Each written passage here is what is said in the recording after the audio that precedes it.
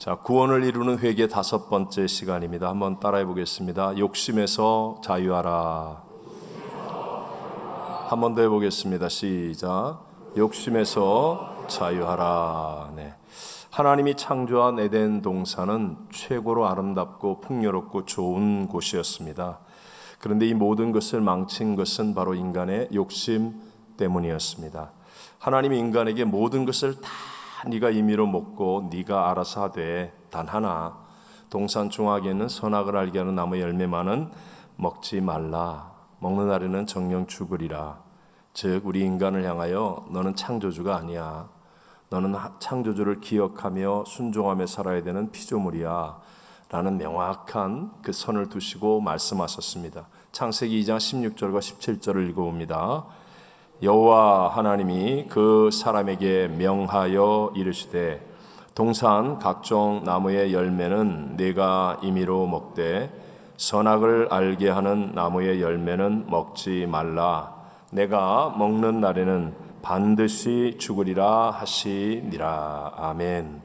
그런데 우리 피조물인 인간이 욕심과 탐욕으로 스스로 하나님처럼 되려고 했다가 결국 미혹을 당하고 말죠. 시험을 받는 것은 욕심에 의해서 미혹을 당하는 거죠. 그래서 결국은 하나님 말씀을 불순종하고 선악을 알게 하는 나무의 열매를 따먹고 죄를 지어서 사망의 종이 되어버리고 말았습니다. 오늘날도 마찬가지예요. 개인의 삶, 사회나 국가 또는 국제 분쟁의 뿌리를 보면 전부 다 언제나 욕심과 탐욕이 그 배후에 있습니다. 유명한 일화죠. 링컨 대통령의 두 아들이 아주 어렸을 때 싸우는 겁니다. 그런데 옆집 사람들이 놀랄 정도로 두 아이가 꼬마가 막 소리를 지르고 뭐 전쟁 나듯이 싸우는 거예요. 그러니까 이웃집 사람들이 와서 무슨 일이냐고 왜 이러냐고 그랬더니 링컨이 웃으면서 나와서 아무 걱정하실 거 없습니다. 그냥 인류에 보편적인 문제가 일어났을 뿐입니다. 뭐 이렇게 대답을 하더래요. 그래서 깜짝 놀라서 무슨 말씀이냐고 그랬더니 두 아들인데 제가 과자를 3개를 주었더니 서로 2개를 먹겠다고 지금 저렇게 싸우고 있는 겁니다. 이게 인류의 보편적인 문제. 저희 마음속에 양보하면 되는데 그런데 욕심과 탐욕이 우리 모두에게 있기 때문에 이렇게 싸우게 된다. 뭐 지금 러시아의 푸틴이 우크라이나를 침공하는 전쟁을 일으키는 것도 또 평화의 축제인 올림픽을 개최한 중국이 세계인으로부터 오히려 인정을 못 받고 파열음을 일으키는 것도 뭐 다 중국몽 또는 폐쇄적인 중하 제일주의와 같은 어떤 욕심과 탐욕이 있기 때문에 그런 모든 일들이 일어나는 것 아니겠습니까? 나인홀드 리버라는 훌륭한 분이 이런 말을 했어요. 욕망이란 창조 때 주어진 인간 본성이 아니라 이기적 동물로 타락함으로 나타난 제2의 습성이다 라고 했습니다. 성자 어거스틴은 죄악된 욕망은 본성이 아니라 본성의 질병이다 라는 정말 우리에게 깨우침을 주는 말을 했습니다. 여러분, 우리가 미혹에 빠지지 않고 또 죄를 짓지 않고 사망을 만들지 않는 삶이 되려면 반드시 욕심, 탐욕을 이겨야 합니다. 다 이겨내게 되시기를 바랍니다. 자, 이 욕심, 탐욕은 죄를 낳기까지 무언가를 강하게 원하는 것을 의미합니다. 그러니까 죄를 낳기까지 뭔가 막 이렇게 내가 강하게 원하는 것, 이게 욕심, 탐욕이거든요. 그러니까 이 욕심, 탐욕은 언제나 하나님과의 대척점에 서 있게 돼 있어요. 죄를 낳기까지 나 저거 하고 싶어.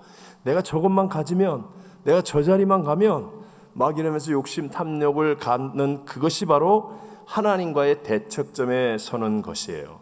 그래서 성경은 골로새 3장 5절에 탐심은 곧 뭐라고 그래요? 우상 숭배니라. 성경에 여러분 구약 성경 내내 하나님이 제일 미워한 게 뭐예요? 우상 숭배 아닙니까? 100% 하나님의 징계와 심판이 임하는 것, 우상 숭배. 근데 탐심이 우상 숭배다. 즉 내가 막 죄를 짓기까지 강하게 원하고 있는 이것이 바로 하나님과의 대척점에 서는 것이다. 그래서 탐심과 욕심은 하나님을 대적하는 죄를 짓게 되는 것이고 결국은 천국에 못 들어가게 하는 우리가 반드시 회개해야 될 죄라는 사실을 우리가 분명히 인식해야 합니다. 특별히 이 마지막 때는요, 물질의 유혹이 정말 우리에게 계속하여 큰 욕심과 탐욕을 일으켜서 우리를 넘어뜨리려고 하는 그런 시대입니다. 우리 잘 아는 성경 마태복음 6장 24절을 읽어보겠습니다.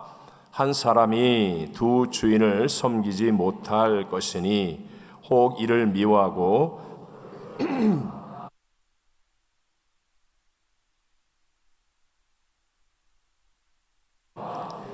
겸하여 섬기지 못하느니라. 아멘. 마지막 시대가 되면 하나님과 같이 그 주인의 자리에 올라갈 수 있는 것은 바로 재물, 물질이라고 성경은 분명히 말씀하고 있습니다. 우리가 하나님을 열심히 섬기면서 그러면서 우리가 물질이나 재물이 있다면 그건 참 좋은 일이겠죠. 그런 것을 지금 주님께서는 이렇게 말씀하고 있는 것이 아니에요. 예수님께서 지금 문제를 삼으셔서 말씀하고 있는 분명한 이 핵심이 뭐냐? 재물을 섬기는 겁니다. 재물을 어떻게 하는 거라고요? 섬기는 것, 재물을 섬기는 것. 왜냐하면 우리 인간은 절대로 두 주인을 섬길 수가 없게 되어 있습니다. 그래서 하나님이든 재물, 이 둘 중에 하나가 우리가 섬기는 대상이 되게 되어 있어요. 그래서 반드시 이 우선순위가 정확하게 만들어져야만 우리가 삶에 하나님이 주시는 평강을 누리고 하나님의 복을 누릴 수 있는 사람이 되는 거죠. 우리가 먼저 하나님을 섬기면 왜 우리가 먼저 예배드리고 먼저 규칙적인 기도의 생활하는 게 중요하냐? 이것이 바로 우리가 먼저 우선순위라는 거거든요. 먼저 하나님을 섬기면 그러면 우리에게 다가오는 우리의 본성 속에 있는 이 재물과 물질에 대한 욕심 또는 탐욕을 하나님의 은혜와 능력으로 통제할 수 있게 되는 거예요. 다스릴 수 있는 거예요. 그게 없는 사람은 없는데 먼저 하나님을 섬기다 보면 온전한 11조를 하게 되고 또 물질을 바르게 사용하게 되고 또 내 안에 솟구쳐 오르는 그 죄에 대한 욕심을 눌러서 이길 수 있게 되고 그리고 결국은 가보면 물질의 주인이신 하나님께로부터 더 좋은 것 많은 것을 얻게 되는 줄로 믿습니다. 근데 반대로 우리가 우선순위가 재물에게 있어요. 오늘 가게 때문에 교회 못 나와. 돈 때문에 난 기도회 못해. 하여튼 우선순위가 세상과 재물에 있으면 그것을 우리가 먼저 생각하고 섬기게 되면 나는 아니라고 얘기하지만 100% 우리는 욕심과 탐욕의 종이 될 수밖에 없고요. 그래서 결국은 나도 모르는 사이에 죄를 짓게 되고 결국은 사망에 이르게 됩니다. 천국에 못 들어간다는 거예요. 못 들어간다는 거예요. 이거 심각한 얘기 아닙니까? 정말 중요한 거예요. 저도 평생 목회를 하면서 참 많은 분들을 봤는데 근데 하나님이 부르실 때 이 재물과 하나님의 우선순위를 하나님이 먼저 항상 정확하게 하기를 원하세요. 근데 이게 우선순위를 정확하게 못하는 사람은 참 재주도 많고 은혜도 받았고 그런데 결국 얼마 가지 않아서 결국은 사망의 종이 되더라고요. 거의 99% 제가 알고 있는 범위 안에서는 거의 다 그렇게 되더라는 거예요. 자, 우리가 잘 아는 부자 청년 이야기 아시지 않습니까? 사실 그는 상당히 괜찮은 사람이죠. 오늘날로 얘기하면 정말 세상 사람들이 부러워하는 A급 신랑감입니다. 젊은 나이에 관원이죠. 부자죠. 더군다나 유대의 율법들을 계명들을 잘 지키는 사람이죠. 더군다나 본문에 보면 영생에 대한 궁금증을 가지고 예수님께 나오기까지 하면서 어떻게 해야 내가 영생을 얻겠습니까? 질문도 할 수 있을 만큼 그런 사리분별이 또렷한 사람입니다. 그러니까 쉽게 말하면 나름 상당히 앞서가는 사람이고 훌륭한 사람이라고 말할 수 있습니다. 그런데 예수님께서는 그 청년의 마음 중심을 보시고 결국 이렇게 얘기하십니다. 내 소유가 많으니까 소유 다 팔아서 가난한 사람에게 나눠주고 그리고 나를 따르라, 나를 쫓아라 이렇게 말씀하세요. 그랬더니 청년의 결말이 무엇입니까? 마태복음 19장 22절을 다 같이 읽어보겠습니다. 그 청년이 재물이 많음으로 이 말씀을 듣고 근심하며 가니라. 자, 여러분 이 이야기 다 알잖아요. 근데 지금 제가 이렇게 얘기를 할 때 여러분은 어떤 마음의 생각이 듭니까? 아휴, 참 안타까운 청년이다. 아니 어떻게 예수님을 만났는데 영생을 얻는데 그 재물 때문에 영생을 잃어버릴까? 아니 저 청년이 다른 건 다 똑똑한데 왜 저렇게 어리석은 분별력이 없을까? 왜 그것을 힘들다고 할까? 주님이 더 좋은 것을 주실 텐데 왜 저렇게 안타깝까? 왜 저렇게 어리석게 자기 고집, 자기 그 손에 쥐고 있는 걸 못 놓을까? 혹시 이런 생각이 드는 분이 있다면 그런 분들은 거의 대부분 구원의 자리에 이르는 사람들이에요. 근데요, 제가 부흥회를 해보거나 다른 곳에 가서 설교를 하거나 대화를 나눠보면 안타깝게도 더 많은 사람들이 청년 쪽으로 기울어집니다. 아니, 예수님도 너무 무리한 요구하신 거 아니야? 꼭 그렇게 하셔야 돼? 그거 다 갖다가 바치라고 그러면 그거 쉬운 일이겠어? 아니, 나도 그거 못할 것 같은데? 그러면서 청년을 응원하고 청년을 옹호합니다. 이런 분들은 거의 대부분이 아직까지 마음속에 재물과 물질에 대한 이 욕심과 탐심이 해결이 안 된 분이라고 말할 수 있습니다. 여러분, 정확하게 지금 정직하게 자신을 돌아보시고 이 문제 해결하셔야 됩니다. 우리 반드시 주님 앞에 서는 날이 있어요, 없어요? 반드시 섭니다. 이 청년에게 한 질문만이 아니라 우리 모두에게 우리가 모두가 받을 질문입니다. 그러면 이렇게 생각할 거예요. 그때는 내가 다 한다. 그때는. 지금 안 되는 분이 그때 될 것 같아요? 안 됩니다, 여러분. 이 문제에 대해서 우리 반드시 해결을 받아야 됩니다. 실제로 사실 많은 그리스도인들이 교회를 나오면서도 여전히 예배드리면서 마음속에는 이 시간 예배를 드리고 있는데 예수님에 대한 생각보다 내일 갯돈 낼 생각이 더 큰 사람, 내일 또 무슨 돈 하면서 염려와 근심이 지금 더 큰 사람, 그 사람은 아직 예수님 주인 된 사람 아니에요. 여러분, 정말이에요. 문제 해결된 사람 아닙니다. 여전히 마음속에 물질과 재물에 대한 마음이 가득해서 돈 그러면서 살아야 되고, 이 돈 욕심이 해결이 안 돼서 부자만 보면 속이 쓰리고, 내가 그때 저걸 잡았어야 되는 건데, 내가 저렇게 했어야 되는데, 그러면서 그것 때문에 잠 못 자고, 예배드리면서도 십자가의 은혜에 감격하기보다는 그게 억울하고 답답한 마음이 막 이 안에서 부글부글 끓어오르고, 또 돈 때문에 미워하고 돈 때문에 용서하지 못하고 타락한 사람들이 실제로 여러분 많다는 거예요. 이거를 아무렇지도 않게 생각하면 안 된다는 거예요. 반드시 문제 해결해야 되는 거예요. 예수님이 주인되고 내가 구원의 자녀가 되려면 반드시 두 주인을 겸하여 섬길 수 없습니다. 반드시입니다. 반드시 나 스스로에게 이 문제를 해결하고 넘어가야 합니다. 자, 그렇다면 제가 오늘 두 가지 여러분과 함께 생각해 보려고 해요.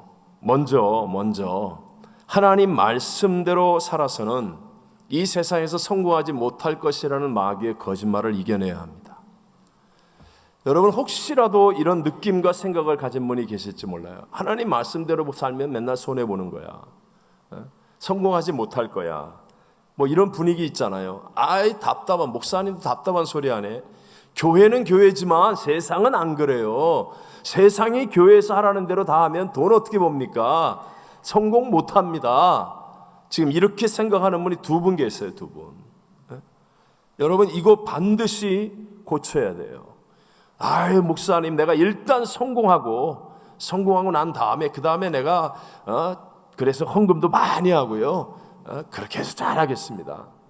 혹시 이런 생각, 말씀대로 살아서는 내가 생각할 때는 사업에 성공할 가능성이 없어요. 그러니까 일단은 내가 세상이 하는 대로 내가 한번 열심히 해서 성공하고 그 다음에 이제 내가 주를 위해서 이렇게 하겠습니다. 이런 생각하시는 분, 여러분, 재물을 얻는 것은 절대로 나쁜 일이 아닙니다. 잘못된 거 아닙니다. 재물 얻는 사람이 있어야 또 우리 선교하는 것도 그렇고 교회 일을 하는 것도 그렇고 하나님 일 하는 것도 그렇고 많이 하고 잘할 수 있잖아요. 그래요, 안 그래요? 그래요, 안 그래요? 저는 매주 월요일마다 제 귀한 시간에 우리 교회 헌금 낸 거, 여러분이 주일날 얼마 낸 거 제가 다 알아요. 일주일 내내 헌금 낸 거 그거 다 기도합니다. 정말 빠짐없이 기도합니다. 하나님, 이분이 새롭게 11조를 시작했습니다. 이 결단 너무 귀중한데 하나님 말씀대로 하늘 문을 열고 창고에 쌓을 것이 없도록 꼭 복을 부어주십시오. 꼭 기도합니다. 왜요? 재물 얻는 것은요 절대로 잘못된 거 아니에요. 하나님 말씀하시잖아요. 너희의 온전한 11조를 창고에 들여 내 집에 양식이 있게 하고 그것으로 하나님을 시험하여 내가 너희에게 복을 쌓을 것이 없도록 붙지 아니하나 보라. 여러분 말씀은 믿으세요? 하나님은 재물 얻는 것을 잘못했다고 말하지 않아요. 우리 중국 선교의 아버지라고 부르는 정말 선교에 있어서는 최고의 선교사님 중에 한 분인 허드슨 테일러 목사님이 있어요. 허드슨 테일러는 하나님의 사명을 일찍부터 받고 난 다음에 선교사가 되기로 작정하고 준비를 하는 거예요. 근데 그 과정 속에 반드시 지나야 되는 이거, 물질에 대한 문제. 내가 하나님의 일을 하는데 물질에 대한 공급을 하나님이 해주실 것이라고 믿지 못하고 내가 어떻게 주의 일을 할 수 있겠는가. 그래서 이 문제가 어린 허드슨 테일러에게 부딪혀 왔어요. 그래서 그러고 고민하고 있는데 자기가 중국 가겠다고 해도 보내줄 후원 단체도 없고 선교회도 없고 그런 상태인데 기도하는데 하나님이 야, 내가 책임질 것을 믿지 못하는데 너 무슨 선교를 하냐? 네가 무슨 선교사를 가냐? 이런 마음의 감동이 계속 드는데 조지 뮬러 목사님의 책을 읽게 된 거예요. 그럼 조지 뮬러 목사님이 기도하면서 그 3,000명, 5,000명 되는 그 아이를 정말 다 먹였잖아요. 그걸 보면서 하나님 나도 기도하면 응답하시겠다. 그때가 이제 의사인 하디라고 하는 의사의 조수 역할을 하고 있었어요. 근데 이분이 이제 석 달에 한 번씩 봉급을 주는데 뭐 자기는 이제 객지 생활을 하는 것이고 봉급 받아서 하는 거니까 봉급의 이 영향이 크잖아요. 근데 이 의사 선생님이 사람은 참 좋고 막 다 좋은데 봉급 날짜를 자꾸 잊어버리시는 거야. 그래갖고 막 어떤 때는 뭐 몇 주일, 어떤 때는 며칠 막 이렇게 하니까 자기는 너무 그게 어려워요. 그러다가 그렇다. 정말 하나님이 나의 공급자이신 것을 내가 확실히 체험하자. 그래갖고 하나님 앞에 아무 말도 안 하고 기도만 하는 거예요. 하나님, 제가 우리 하디 닥터 박사님이 봉급날 나에게 정확하게 봉급을 주게 해주십시오. 그리고 기도를 시작했는데 그 기도를 시작하고 석 달째 봉급 주는 날인데 하디 닥터가 부르는 거예요. 박사님 불러갖고 야 테일러야 내 봉급일 되지 않았니? 그러면서 야 정말 미안하다. 너 나한테 진작 좀 얘기 좀 해주지.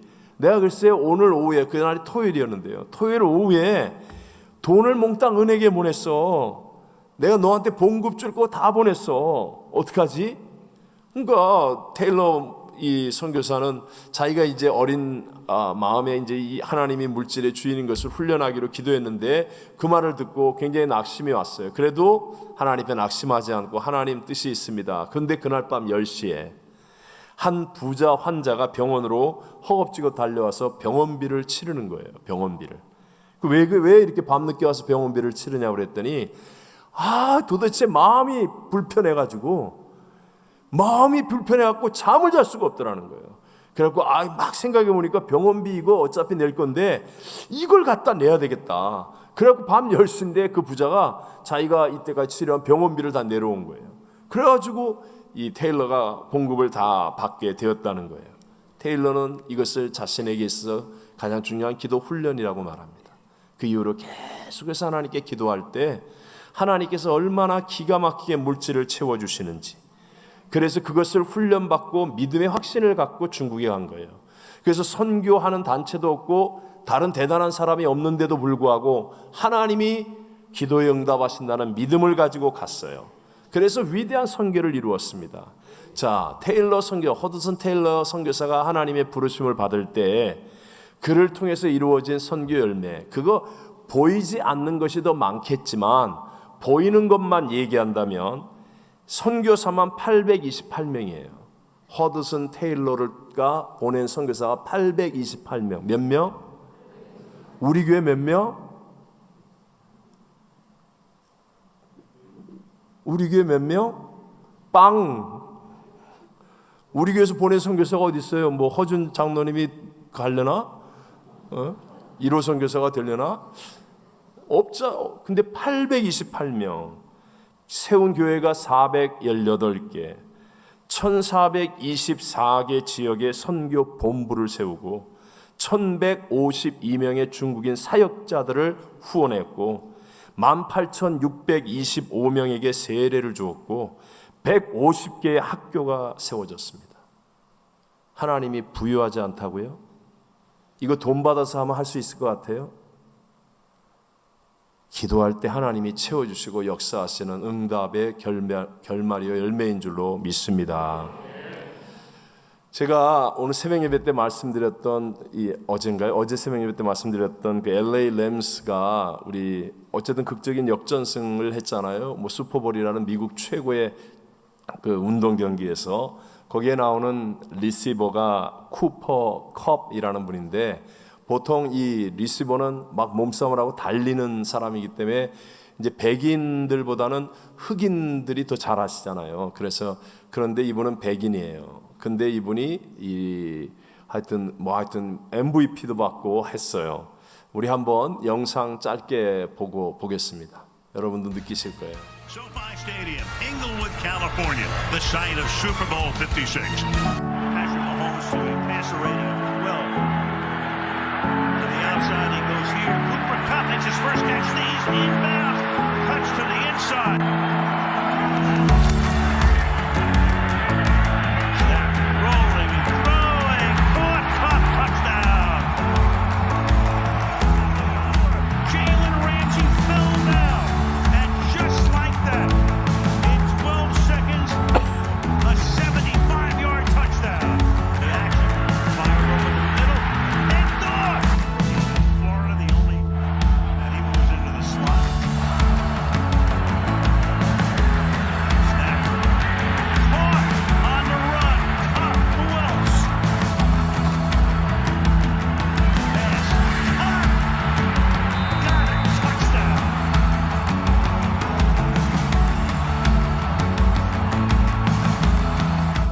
Now time for the Super Bowl MVP, Cooper Kupp. And it just comes down to this team, the way we prepared, the way we loved on each other, trusted each other. I don't know. I don't feel deserving of this. I mean, God is just so good. I'm just so thankful for the guys I get to be around, for the coaches, for my family.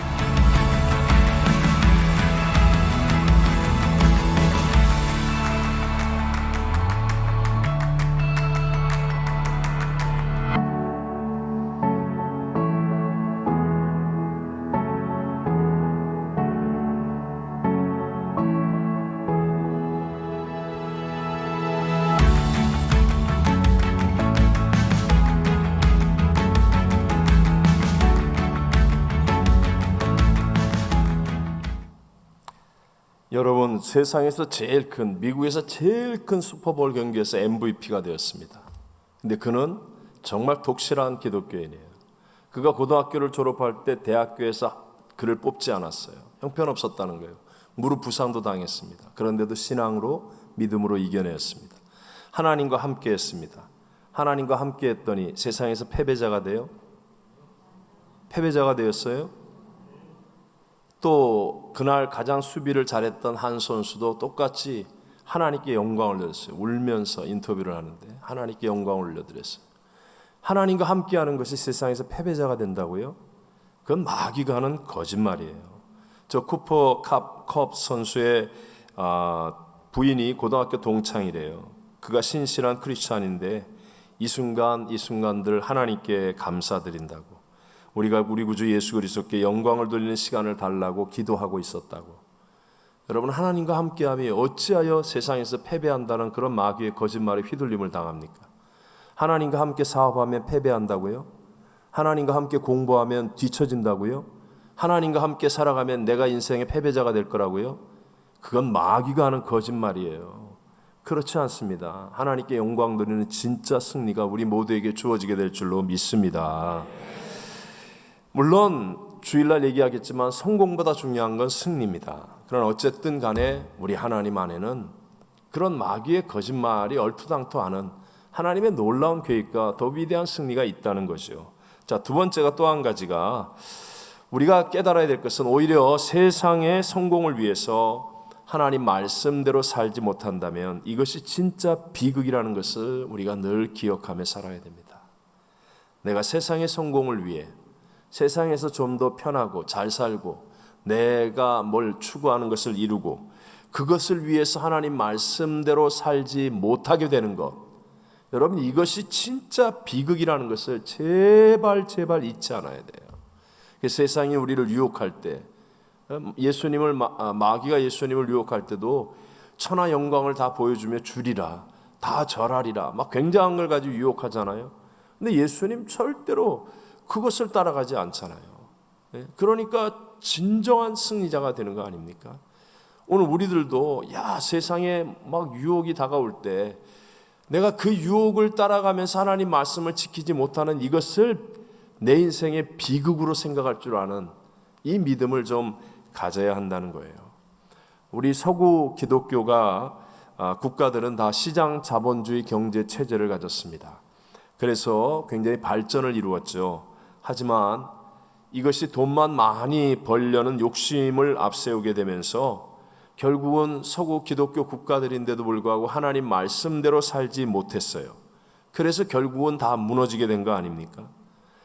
자본주의의 욕심을 못 이겨내니까 그것이 병폐를 만들어서 공산주의가 일어난 것입니다. 기독교인이 기독교인답게 살지 못하니까, 욕심을 앞세워서 하나님 말씀을 가볍게 여기니까, 그래서 공산주의가 일어난 거예요. 그래서 세계 3분의 1을 먹어버린 거예요. 그것이 우리들의 잘못이라는 것입니다. 다시 자본주의가 정신을 차리고 많이 깨어나긴 했지만, 그러나 진정으로 사람의 마음속에 있는 이 욕심의 본성을 이기지 못하고 있어요. 여러분, 이렇게 생각하셔야 돼요.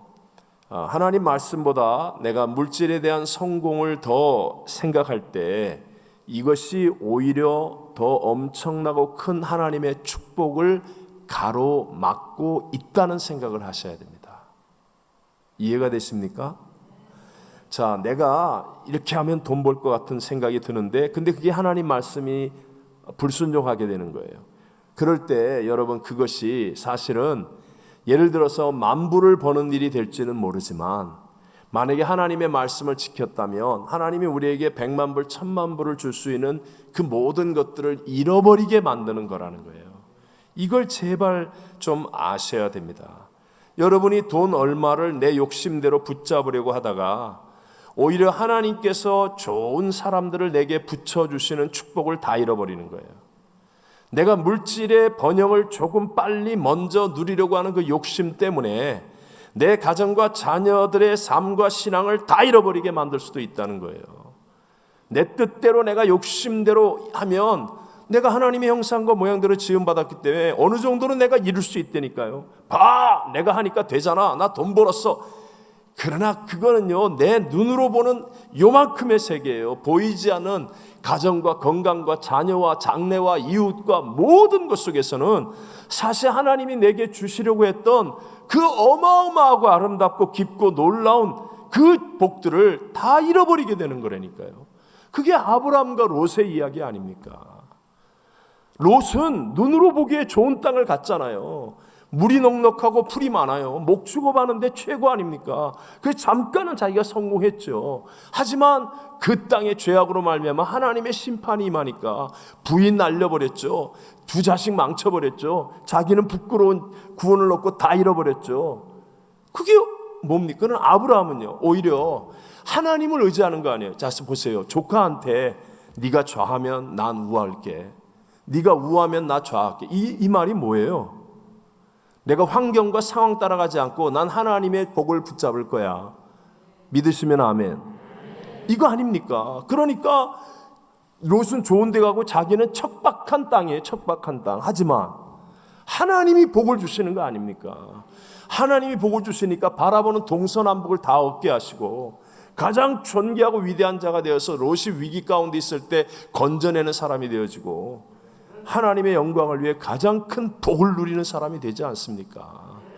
여러분, 이걸 명심하셔야 돼요. 하나님 우리에게 또 좋은 것을 주시기를 원하시는 줄로 믿습니다. 단지 하나님이 주시는 차원과 방법이 다를 뿐이에요. 이걸 믿어야 되는 거예요. 믿고 인내해야 되는 거예요. 근데 문제는 내 욕심이에요.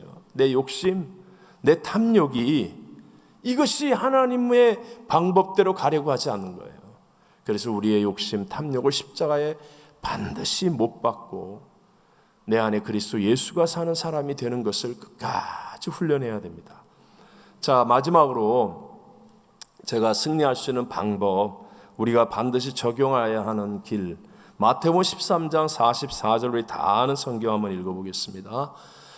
천국은 마치 밭에 감추인 보화와 같으니 사람이 이를 발견한 후 숨겨두고 기뻐하며 돌아가서 자기의 소유를 다 팔아 그 밭을 사느니라. 아멘. 보세요. 천국은 그랬어요. 천국은 마치 밭에 감추인 보화 같다고. 사람이 이 보화를 발견한 다음에는 돌아가서 자기의 소유를 다 팔아서 그 밭을 사고 기뻐하는 거예요. 보세요. 다른 사람들에게는 보화가 보였어요? 안 보였어요? 안 보였습니다. 반만 보입니다. 반만. 그러니까 자기의 소유를 다 팔아서 그 밭을 사고 기뻐하는 사람을 이해할 수가 없는 거예요. 이해할 수 없는 거예요. 저 바보 같은 놈이 아니 저 뭐 황량한 밭을 자기 소유 다 팔아갖고 저걸 사? 저 뭐 하는 거야 저거? 미친놈이네. 저거 사고 기뻐한단 말이야? 지금 사람들은 다 이러고 있는 거예요. 하지만 이 사람이 왜 자기 소유를 다 팔아서 그 밭을 사고 기뻐합니까? 그 안에 감추인 무엇을 보고 발견했어요? 보화. 보화를 보고 발견했기 때문에 이게 여러분 우리의 진리입니다. 사도 바울 보십시오. 사도 바울이 3층 천에 올라가서 하나님의 영광의 세계를 보았습니다. 천국을 보았어요. 그리스도 예수를 보았습니다. 만났어요. 그러니까 사도 바울은 세상 사람들이 죽으라고 얻고 싶어하는 학벌, 지위, 권력, 기득권, 배경 다 배설물처럼 버리잖아요. 배설물처럼 버리고 오직 하나, 나는 그리스도 예수를 얻기 위함이라. 그리스도 예수를 얻기 위함이라. 그러면서 기쁨과 감격 속에 살아가죠. 다른 사람들은 바울을 보고 다 미쳤다고 그럴 거예요. 하지만 바울은 알잖아요. 예수를 발견한 그분이 만왕의 왕이요 만주의 주요 만물의 충만의 충만이시라. 충만하신 분이에요. 그분이 나와 함께 하시니 내가 어떤 형편에도 자족할 수 있고 내가 주 안에서 모든 일을 할 수 있느니라. 여러분, 이 감격과 기쁨이라는 거예요. 우리 어렸을 때 어떤 분은 뭐 자기가 굉장히 좋아하는 애지중지 여기던 장난감이 있었습니다. 근데 좀 이제 나이가 들면서 철이 들면서 뭐 컴퓨터 게임을 한다든가 아니면 뭐 다른 걸 한다든가 하면서 더 좋은 걸 이제 누리는 거예요. 밖에 나가 논다든가 뭐 어쨌든. 그러면 그렇게 막 없으면 막 울고불고 하고 막 그러던 그 애지중지 여기던 장난감 거들떠보지도 않는 거예요. 미련도 없이 버릴 수 있는 거예요. 제가 여러분에게 믿습니다. 여러분 진짜 예수 그리스도가 여러분의 주인이라고 믿으십니까? 네. 확인하셔야 됩니다. 믿는다고 하면서 나는 세상 염려가 더 많습니다. 돈 그러면 나는 휘둘림을 당합니다. 그건 믿는 거 아니에요. 아직 믿는 거 아니에요. 이 단계를 지나야 돼요. 반드시 이 단계를 지나야 돼요. 우리가 해결할 수 없는 죽음의 문제, 우리가 해결할 수 없는 욕심의 문제, 이것을 해결하고 더 큰 감격과 기쁨을 주시는 예수를 발견하고 체험해야 됩니다. 그래야만 진짜 십자가의 죽음이 아깝지 않습니다. 아니 기꺼이 나의 옛사람은 십자가에 죽었습니다를 날마다 고백하면서 내 안에 그리스도 예수 한 분이면 충분합니다. 이 감격 속에 살아갈 수 있는 사람이 되어지는 거예요. 네.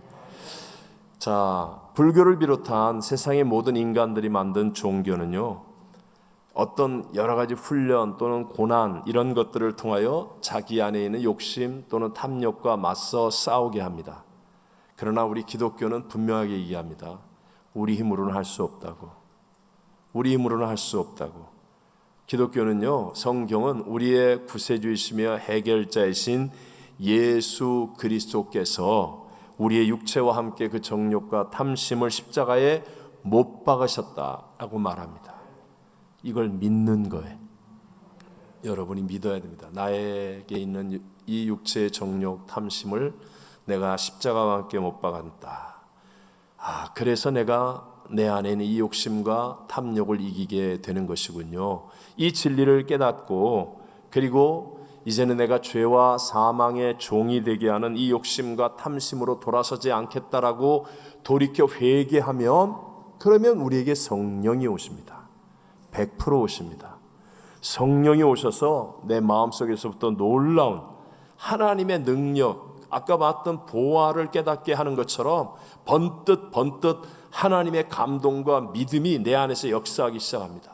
남들은 다 안 된다, 망한다, 끝장났다, 너 손해본다, 너 미쳤다, 너 바보다 그러는데 이 속에서부터 뭔가 믿어지는 믿음이 용기 있게 솟구치기 시작하는 거예요. 그래서 이 걸음을 따라 한 걸음 한 걸음 걷다 보니까 허드슨 테일러처럼 하나님의 역사하심을 작은 것으로부터 체험하는 거예요. 여기에서 내공이 쌓이는 겁니다.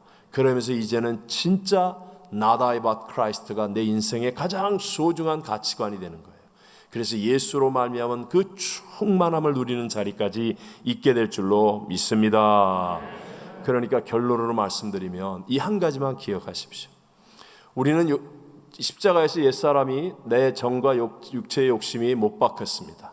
그러니까 이제는 내가 예수를 믿는 사람이니까 이제는 욕심과 탐욕과 싸우지 말고 언제나 예수님과 동행하고 성령으로 충만하기를 우선순위에 두는 것입니다. 이게 승리의 비결이에요. 막 걱정이 되고 염려가 될수록 여러분 먼저 그의 나라와 그의 일을 구하십시오. 이게 사는 길이에요. 먼저 예배드리십시오. 먼저 기도하십시오. 처음에는 여러분 이해가 안 됩니다. 주님이 살아계셔? 나 이러다가 망하는 거 아니야? 나 앞길이 창창하고 내 자녀들도 뭐 할 게 많고 나 정말 쓸 게 많은데 이러면 끝장나는 거 아니야? 그런 의심이 마귀로부터 우리에게 던져질수록 더 예배드리고 더 기도하고 더 말씀을 붙잡으십시오. 왜냐하면 하나님은 역사의 주관자고 살아계신 분인 줄로 믿습니다. 그러니까 자꾸 욕심과 싸우지 말고 문제와 싸우지 말고 어떤 일이 있어라도 더 염려가 되고 고통이 되고 막 그럴수록 더 성경으로 돌아오고 더 예배로 돌아오고 더 기도로 돌아오는 거예요. 그러면 나도 모르는 사이에 내 안에 예수가 충만해지면 답이 없었는데 길이 안 보였는데 희한하게도 길이 보여지고 답이 생기고 역사가 일어나고 하나님의 도우심이 까마귀를 통해서도 먹이시고 홍해바다를 갈라서도 길이 되게 하는 그 하나님의 역사가 내 인생에 일어나게 될 줄로 믿습니다. 이걸 내가 경험하지 못하고 맨날 예수 믿으면 어떻습니다. 그런 소리 백날 해도 소용없어요. 하나님과 상관없는 자예요. 반드시 극복해야 됩니다. 이 문제를 가지고 내가 먼저 그의 나라와 그의 일을 구하는 이쪽을 반드시 여러분이 선택하여 하나님이 어떻게 합력하여 선을 이루시는지를 경험해야 됩니다. 이 믿음이 저와 여러분을 회개의 자리에서 구원의 자리로 이끌어가는 참 믿음이 될 줄로 믿습니다. 만약에 마지막으로요, 하나님이 오늘 이제 설교 끝나고 기도하는데 하나님이 갑자기 김희태 장로님 보고 너 하던 일 다 멈추고 아무도 없는데 아직까지 아무것도 모르는 그곳에 선교사로 가라 말씀하시는 거예요. 하나님이 진짜 기도하는데 하나님 말씀하시는 거예요. 그러면 어떻게 하실 것 같아요? 그러면요, 진짜 만약 여러분에게 하나님이 오늘 기도하는데 지금 말씀하시는 거 딱 그렇게 말씀을 하신다고 해보세요. 그럼 어떻게 하실겠어요? 주님, 난 정말 오직 주님밖에 없습니다. 내가 이제 24시간 주님과 동행할 테니까 순종을 안 할 수가 없어요. 순종 안 할 수 없는 그런 음성이 들려졌고 순종해야 되는 거예요. 그러면 여러분은 다 이렇게 기도할 거예요. 주님, 난 내가 아는 거 아무것도 없고 나 아는 사람도 아무것도 없고 난 이제 주님 한 분밖에 없습니다. 주님 한 분밖에 없습니다. 주님이 안 도와주시면 나는 거기서 끝장납니다. 나 24시간 주님과 동행할 테니까 주님, 내가 무슨 일이 있더라도 주님만을 순종할 테니까 주님 먹이시고 입히시고 인도하시는 역사를 나로 누리게 해 주십시오. 그러면서 주님께 집중할 거예요, 안 할 거예요? 할 거예요, 안 할 거예요? 그렇게 해보셔야 된다니까요. 그렇게 해보셔야 된다니까요. 주님, 내가 정말 이 상황에서 내 욕심, 정말 나의 이 삶의 이 경제적인 문제, 하나님을 순종하는 것, 이 사이에서 하나님, 내가 정말 이 중요한 결단 속에 하나님 한 분을 의지하기를 원합니다. 집중하여서 철저하게 주님만 의지하려는 마음을 가지면 하나님 반드시 우리를 도우시고 우리에게 역사해 주실 줄로 믿습니다. 욕심에서 자유하여져서 우리 하나님의 복을 누리면서 영광 돌리는 우리 승리자가 다 되시기를 주님 이름으로 축원합니다.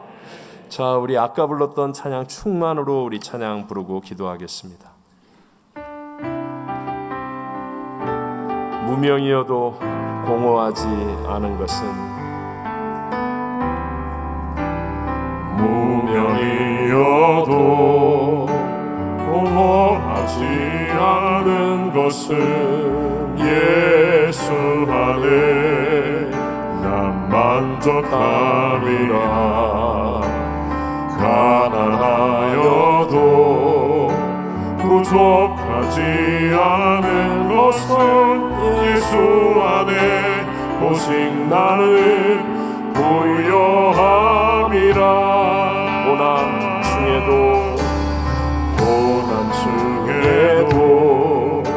견뎌낼 수 있는 것은 주의 계획 때문이라.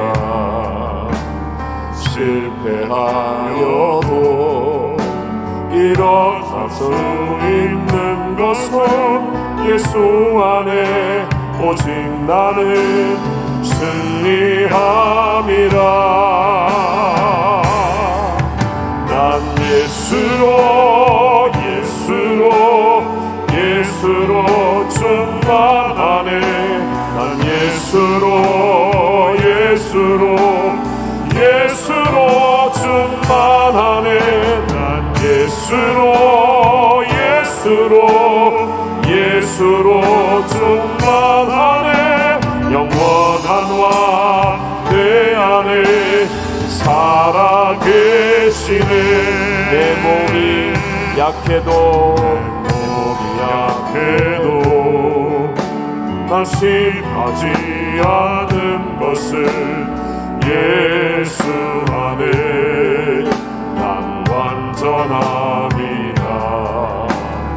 화려한 세상 부럽지 않은 것은 난 예수로 충만함이라. 난 예수로 충만하네. 세상 모든 것들도 두렵지 않네. 난 예수로 충만하네. 영원한 왕 내 안에 살아계시네. 난 예수로 충만하네. 세상 모든 풍파도 두렵지 않네. 난 예수로 충만하네. 영원한 왕 내 안에 살아계시